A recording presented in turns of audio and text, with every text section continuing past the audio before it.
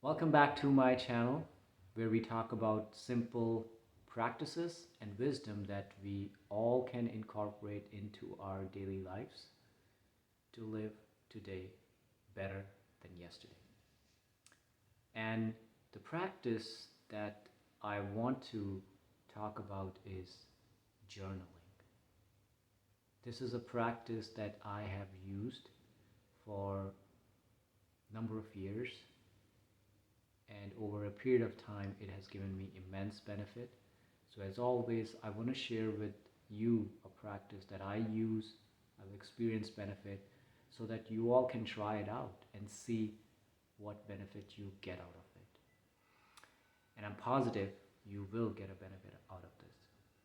So I'm going to talk about some of the tips and tricks that you can use, which will help you to get onto this journaling journey and make it smoother for you so that you don't have to try it out for a long time and figure out for yourself that what is the best way to get started on this journey. First of all, make a commitment that if you're getting into this habit or trying to make this habit, that you're going to do it for 1 to 3 months so that you persist long enough to get its benefit, so that habit takes root in you. If you do it for a day, falter off, and do it again, and then falter off, you're not going to get that kind of benefit. Uh, Number two, I highly advise and recommend that you get a beautiful notebook and a pen that you love. It sounds kind of very flimsy and may not sound like a great idea, but I can tell you, I can vouch you from experience. If you get a journal that you really like, when you pick it up online or in a store, when you feel it, hold it, it inspires you, it moves you. Then one, get that journal. Second, get a pen that you really like. I mean, there are all number of pens out there, infinite choices, but not all of them work well for us. There's the flow of the pen, the smoothness, the thinness, the thickness of the pen needle. So it all matters. And if you get a pen that you really like, then you're gonna definitely use it more than a pen that you don't really like. And that can be a somewhat of an obstacle in your writing journey. So that's the tip number two, that get a pen and a journal that you really like. 30 to 40% of the battle is won there, trust me. Now, some of you may have a question that what I'm going to start to write about, right?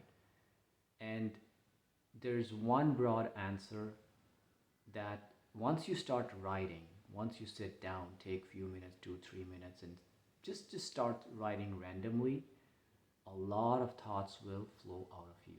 It's kind of having a self conversation with yourself, right? And it is going to happen 90% of the time. There will be a lot of stuff that will come out of you once you sit down, relax, and write randomly and slowly. The thoughts and the words and the letters will flow from you. But nevertheless, if you're still confused, if you're still not sure, then I can give you 4 or 5 different ways how you can get into this journaling habit, right? First one, you can use the journal as a gratitude journal. You sit down and write whatever you're grateful for today. Let that flow in. And don't just write that I'm grateful for this house.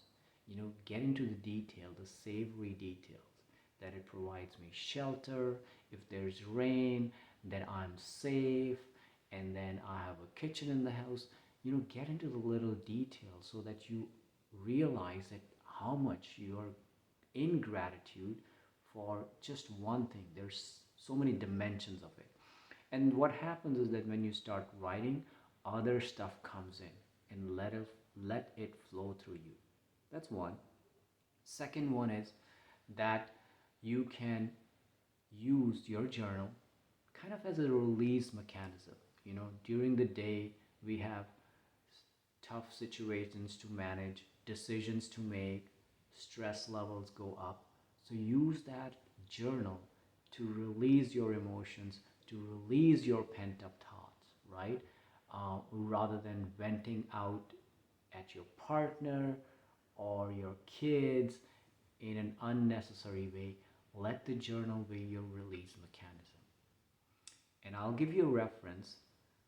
James Pennebaker from the University of Texas at Austin has done a ton of research on this topic of writing, which tells that people who write about their day to day thoughts and just use a journal, it is therapeutic.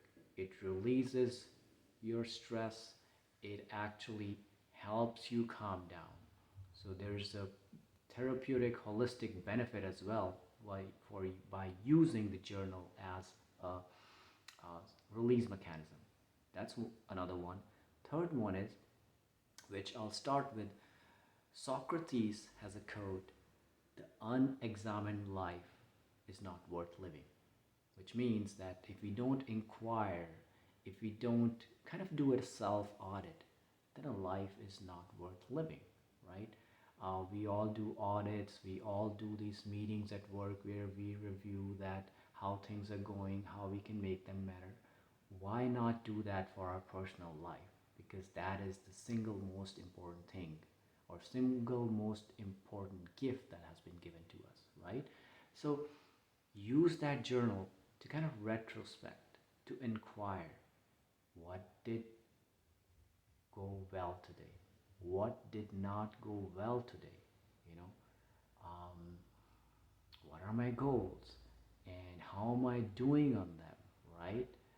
Any incidents that happen, right, that you could have handled in a better way, write about that, right? And then over the period of time, you will see, rather than focusing on external situations, there's so much room for growth just in yourself, and you will start focusing on that rather paying attention to other people's behavior or what's wrong in the world, right? So that's another one. And then another way to get started on the journaling journey is that, let's say something happens, and every day something happens that powerful, if we pay attention, pay detail to, right? Something we can take a lesson from. It could be something we watched, it could be something we read, it could be something from a conversation that happened with our family or our friends or work colleagues.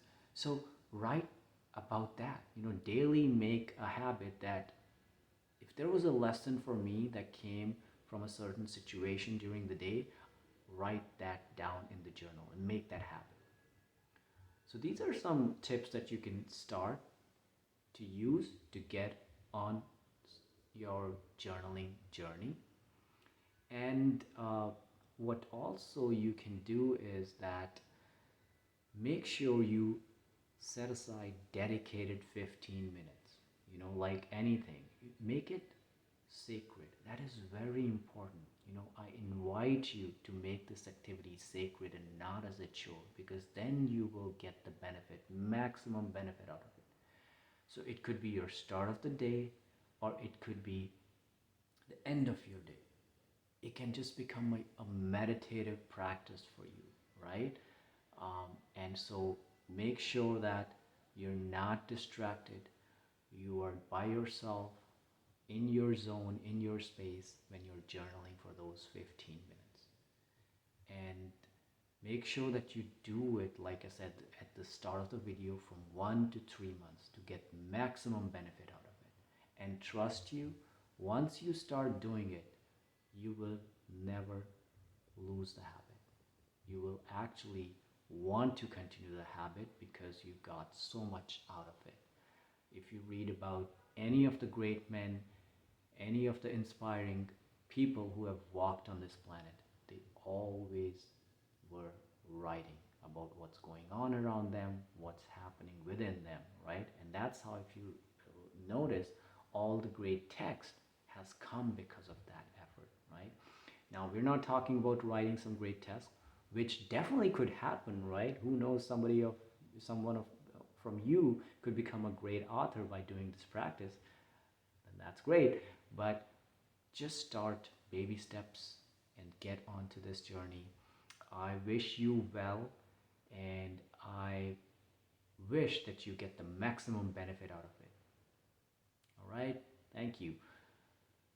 So, if you like this content, please share, please comment, please subscribe.